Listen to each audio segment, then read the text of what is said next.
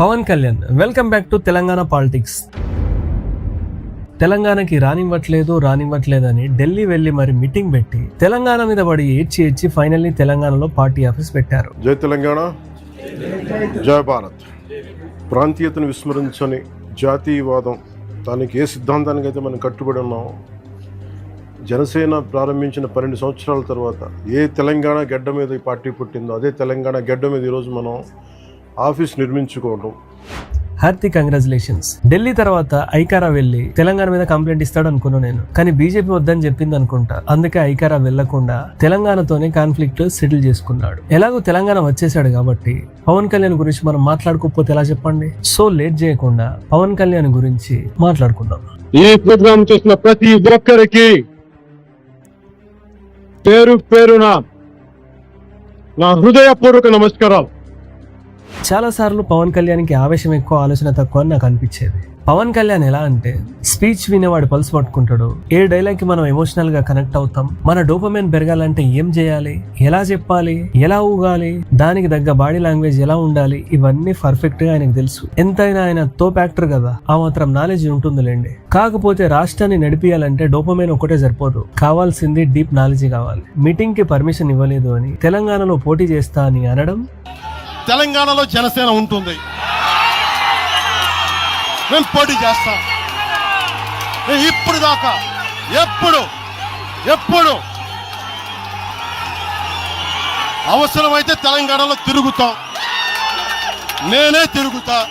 ఎవరో రెచ్చగొడితే వచ్చి party office open చేయడం. జనసేన ప్రారంభించిన 12 సంవత్సరాల తర్వాత ఏ తెలంగాణ గడ్డ మీద ఈ పార్టీ పుట్టిందో అదే తెలంగాణ గడ్డ మీద ఈరోజు మనం ఆఫీస్ నిర్మించుకోవడం.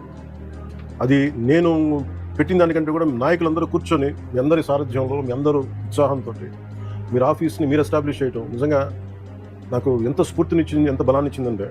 తెలంగాణ వస్తే అన్నం మానేసి అని చెప్పి మళ్ళీ తెలంగాణ అంటే గౌరవం, స్ఫూర్తి అని డైలాగ్స్ కొట్టడం. నేను తెలంగాణ తాలూకు పోరాట స్ఫూర్తిని చూడకుండా, అర్థం చేసుకోకుండా కానీ ఉండుంటే నాకు ఇంత తెగింపు ఉండేది కాదు. ఇవన్నీ చూస్తే అసలు పవన్ కళ్యాణ్ బాధ ఏంటి అనిపిస్తుంది. సరే, ఆయన బాధ ఏదైనా గానీ తెలంగాణ గురించి కొన్ని విషయాలు ఆయనకి గుర్తు చేద్దాం అనుకుంటున్నా. తెలంగాణ ప్రజలతో నేను కాపు, మనం ఈ కాపు సామాజిక వర్గంలో యూనిటీ ఉంటే కదా, మీ వెనకబాటుతనం, మీ కోరికలు ఉన్నాయి కదా. ఎవడు మా కులం నుంచి ముఖ్యమంత్రి అవ్వలేదు, మీరు ఓటేయండి, అవి చూపిస్తాం. కాపు కులం వాడిని ఛాన్స్ ఇవ్వండి, ఓట్లేయండి అని కుల రాజకీయాలు చేస్తా అంటే తెలంగాణలో కుదరదు. ఆ ఆలోచన కూడా పెట్టుకోకు. అన్అపాలజెటిక్ సనాతని.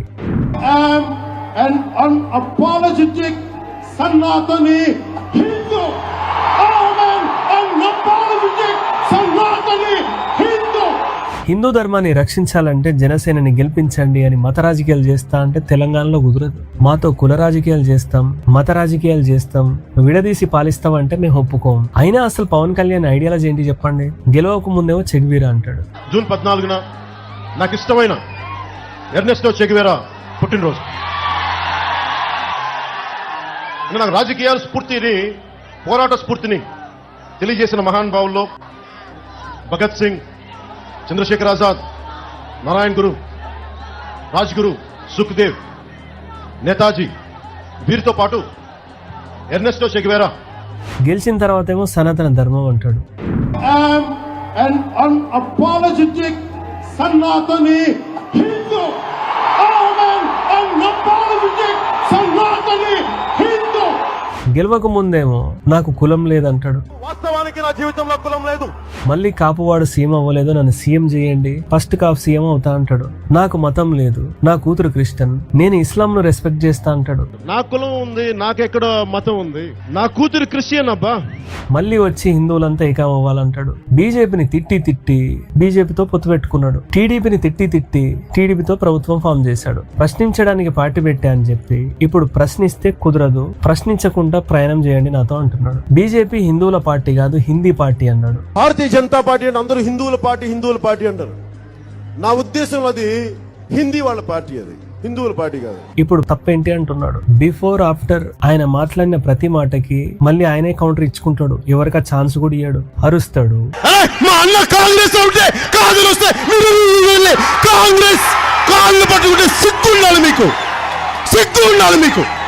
ఊగుతాడు.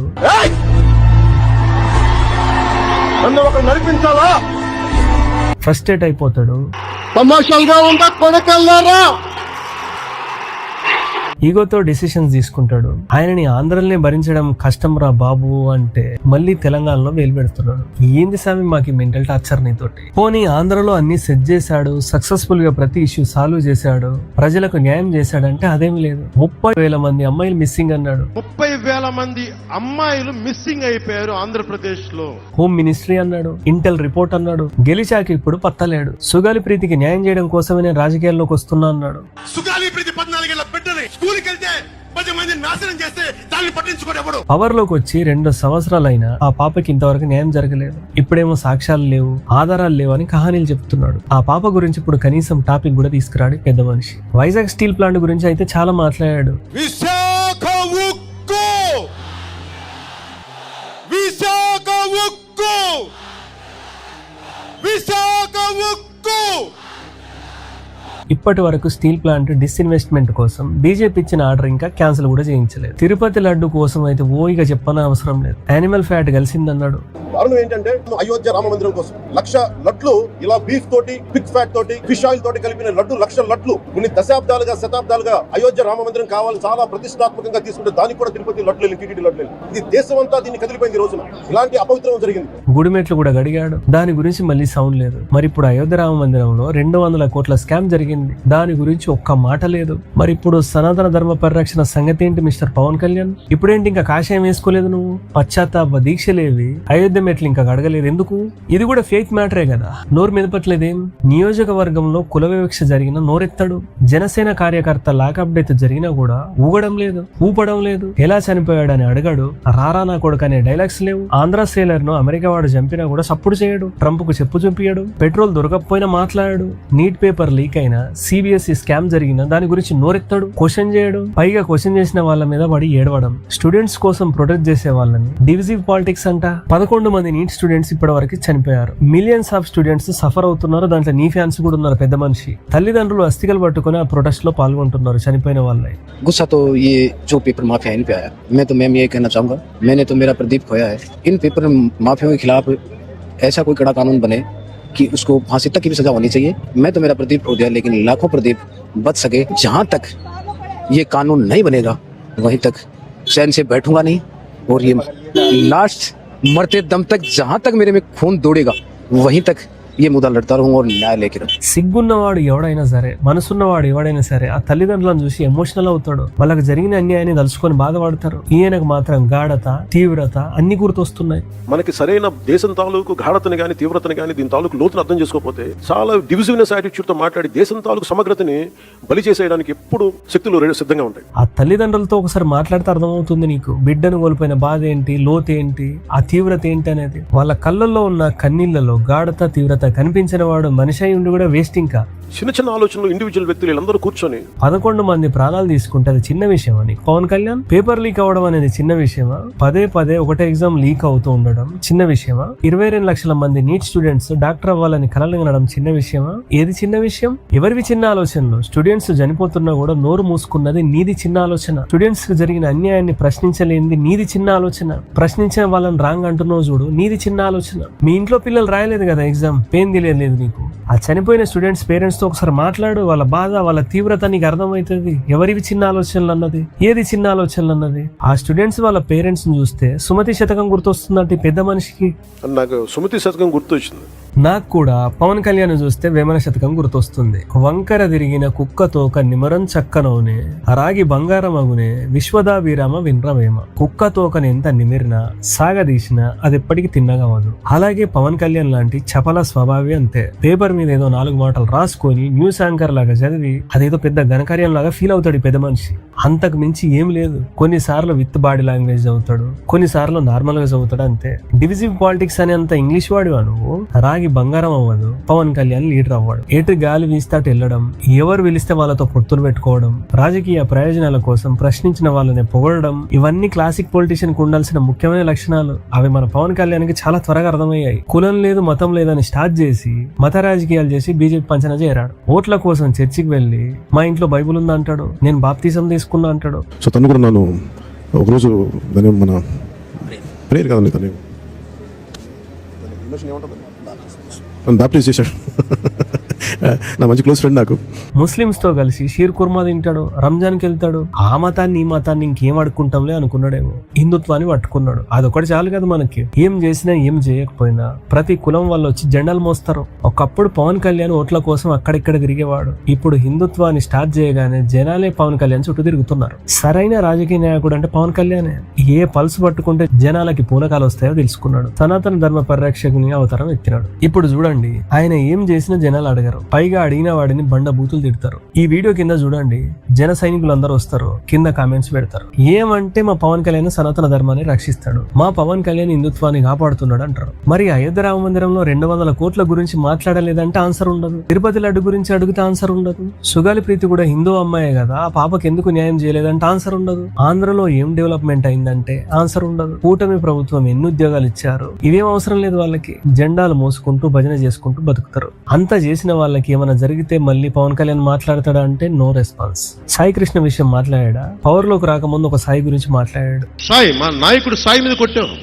మీరు ఎంత పోలీస్ అధికారులైనా కావచ్చు, కొట్టే హక్కు ఏ పోలీస్ అధికారికి లేదు.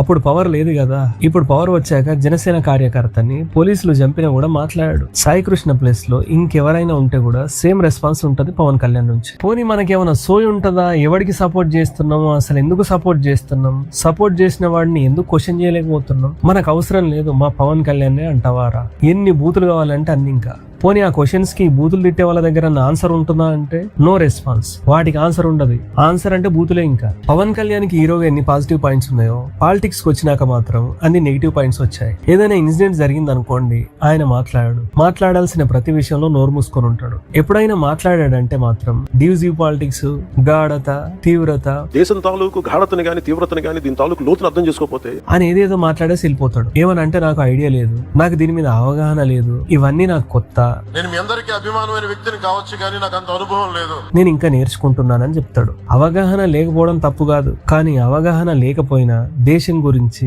రాష్ట్రం గురించి, సమాజం గురించి ఏది పడితే అది మాట్లాడడమే పెద్ద సమస్య. ఒక రోజు ఒక మాట, నెక్స్ట్ డే ఇంకొక మాట. ప్రశ్నిస్తే నన్ను తప్పుగా అర్థం చేసుకున్నారు అంటాడు. విమర్శిస్తే నేను అలా అనలేదు అంటాడు. మాటలేమో కోటలు దాటుతాయి, యాక్షన్ ఏమో గడప కూడా దాటదు. పాపం ఆయన వెనుకున్న ఫ్యాన్స్ కేమో ఈయన ఏం మాట్లాడుతున్నాడు, ఎందుకు మాట్లాడుతున్నాడు, ఏం చేస్తున్నాడు ఏం అర్థమై సావదు. ఆయన కన్ఫ్యూజ్ అవుతాడు, జనాలను కన్ఫ్యూజ్ చేస్తాడు. పాపం ఆయన వెనుకున్న వాళ్ళేమో ఒక రోజు చెక్గీర ఫ్లగార్డ్స్ పట్టుకోవాలి, నెక్స్ట్ డే ఏమో కాషాయం డ్రెస్ వేసుకోవాలి. పవన్ కళ్యాణ్ ఏ సిద్ధాంతం కోసం పోరాడుతున్నాడు? ఇది $1 మిలియన్ క్వశ్చన్. ఎందుకంటే ఒక్కో రోజు ఒక్కొక్క సిద్ధాంతం గుర్తొస్తుంది ఆయనకి. సుగాలి ప్రీతి కోసమే పార్టీ పెట్టిన సిద్ధాంతం ఆయనది. ఎందుకు వచ్చా రాజకీయాల్లో? కండి, నేను రాజకీయాల్లో మీకోసం అలా ఏడుస్తున్న సుగాలి ప్రీతి తల్లి కోసం. మళ్ళీ తెలంగాణ పోరాట స్ఫూర్తితోనే పార్టీ పెట్టింది ఈయననే. తెలంగాణ తాలూకు పోరాట స్ఫూర్తిని చూడకుండా అర్థం చేసుకోకుండా కానీ ఉండే నాకు ఇంత తెగింపు ఉండేది కాదు. ప్రశ్నించడం కోసమే పార్టీ పెట్టింది కూడా ఈయననే. ఈ మూడిట్లో దేనికోసం పార్టీ పెట్టాడని మళ్ళీ అడిగారు అనుకోండి, అప్పుడు మళ్ళీ ఇంకో కొత్త రీజన్ చెప్తాడు, కొత్త సిద్ధాంతాన్ని ముట్టిస్తాడు. ఒకసారి నాకు సినిమాలంటే ఇంట్రెస్ట్ లేదంటాడు, మరోసారి వచ్చి సుజిత్ లాంటి డైరెక్టర్ దొరికితే అసలు నేను రాజకీయాల్లోకి వెళ్లకుండా సినిమాల్లోనే ఉండేదంటాడు. అయ్యా, ఇంతకు మీకు సినిమాలు ఇష్టమా, రాజకీయం ఇష్టమా, బాగా ఆలోచించుకొని చెప్తే మేము ఫిక్స్ అవుతాం. ఒకసారి ఏమో నాకు సోషల్ ఇన్జస్టిస్ ఇష్టం లేదంటాడు, అందుకే నక్సలైట్ అయిదాం అనుకున్నా అంటాడు. నక్సలైట్స్ ని చంపుతుంటే మాత్రం మాట కూడా మాట్లాడాడు. సోషల్ ఇన్ఈక్వాలిటీ ఇష్టం లేదు, కాస్ట్ సిస్టమ్ అంటే ఇష్టం లేదు అంటాడు. మళ్ళీ వచ్చి కాప్ పేరు చెప్పుకొని రాజకీయాలు చేస్తాడు. సోషల్ ఇన్ఈక్వాలిటీ ఇష్టం లేని వాడైతే దళితుల మీద జరుగుతున్న దాడుల గురించి ఎందుకు మాట్లాడాడు? పిఠాపురంలో దళిత కుటుంబాన్ని వెలివేసినప్పుడు ఎక్కడ గడ్డి కట్ చేస్తున్నారు తమరు? ఆ త్రిబులార్ అంతా రచ్చ చేస్తుంటే అంతమంది దళితులను అరెస్ట్ చేస్తే పాపం అప్పుడు సోషల్ ఇన్జస్టిస్ గుర్తు రాలేదు బాబు గారికి. పాడ్కాస్ట్ లో కూర్చొని మాత్రం ఇంగ్లీష్ లో సోషల్ ఇన్జస్టిస్, సోషల్ ఇన్ఈక్వాలిటీ అని ఇంగ్లీష్ మాటలు. రియాలిటీలో వాటిని ఖండించాల్సిన అవసరం ఉన్నప్పుడు మాత్రం కళ్ళకు గంతలు కట్టుకొని నోటికి ప్లాస్టర్ వేసుకొని ఉంటారు మన సోషలిస్టు పవన్ కళ్యాణ్. మళ్ళా ఈయన గారికి జెలసీ ఒకటి. తమిళ్ పాలిటిక్స్ చూస్తున్నాయి ఈ మధ్యన, వాళ్ళు ఎంత సుఖంగా చేశారా పాలిటిక్స్, ఎంత సుఖంగా చేశారు, నాకు అసూయ కలిగేంత సుఖంగా చేశారు. విన్నర్గా ఏడవలేక నవ్వుతారు కొంతమంది తెలుసా? సేమ్ ఇలాగే విజయ్ని చూస్తే జెలసీ అంట. విజయ్ని చూసి నేర్చుకోవచ్చు అనే మాటకి విజయ్ని చూస్తే జెలసీ వేస్తుందనే మాటకి ఎంత తేడా ఉంది చెప్పండి. సెల్ఫ్ క్వశ్చనింగ్ ఒకటి ఉంటది, ఆత్మ పరీక్ష. మనల్ని మనం క్వశ్చన్ చేసుకుంటే ఆటోమేటిక్ గా మన రియాలిటీ మనకు అర్థమవుతుంది. పవన్ కళ్యాణ్ కూడా అదే పని చేస్తే బాగుంటది. నేను ఎందుకు రాజకీయాల్లోకి వచ్చా, ఈ క్వశ్చన్ కి పవన్ కళ్యాణ్ దగ్గర జీవితాంతం ఆన్సర్ దొరకదు అసలు. ఎందుకంటే ఆయనకి తెలియదు ఎందుకు వచ్చాడో. ఎర్ర జెండా ఎత్తుకోవడం కోసం వచ్చాడో, పచ్చ జెండా కోసం వచ్చాడో, కాషాయం కోసం వచ్చాడో ఆయనకే క్లారిటీ లేదు. మనం ఎందుకు వచ్చామో తెలియకుండానే సీఎం అవ్వాలి, పిఎం అవ్వాలని కలలు కంటే అలా. రాజకీయం అంటే మీటింగ్లు పెట్టడం, ఊగుతూ మాట్లాడడం, ఏ ఎండకి ఆ గొడుగు పట్టడం కాదు కదా. మనిషికి నిలకడ ఉండాలి, మాటకి నిలకడ ఉండాలి, చేసే పనిలో నిలకడ ఉండాలి. ఇవేమి లేకుండానే విజయ్ సీఎం అయ్యాడు, నేను ఇంకా రోడ్డు మీదే దేకుతున్నా అంటే ఇలానే ఉంటది. మరి నన్ను 15 సంవత్సరాలు రోడ్డు మీద దేకిచ్చినా కానీ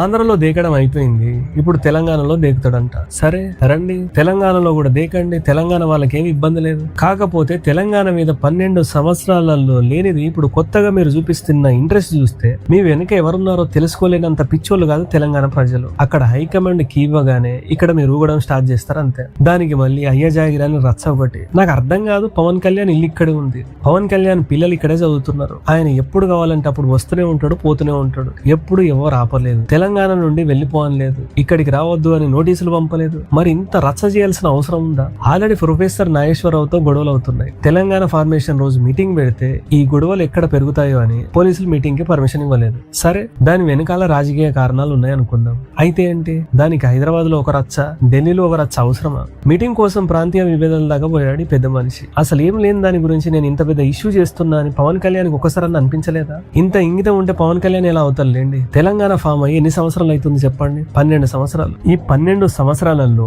తెలంగాణ ఫార్మేషన్ రోజు తెలంగాణలో పవన్ కళ్యాణ్ ఎన్ని మీటింగ్స్ పెట్టాడు? తెలంగాణ అమరవీరులను ఎన్నిసార్లు గుర్తు చేశాడు? ఎన్నిసార్లు హైదరాబాద్ వచ్చి అమరవీరులకు నివాళులు అర్పించాడు? నాకు తెలిసి అయితే ఎప్పుడు కూడా చేయలేదు. మరి ఎప్పుడు లేని ప్రేమ ఇప్పుడు సడన్ గా ఎందుకు? ఇప్పుడే తెలంగాణ ఫార్మేషన్ ఎందుకు గుర్తొచ్చింది ఈయనకి?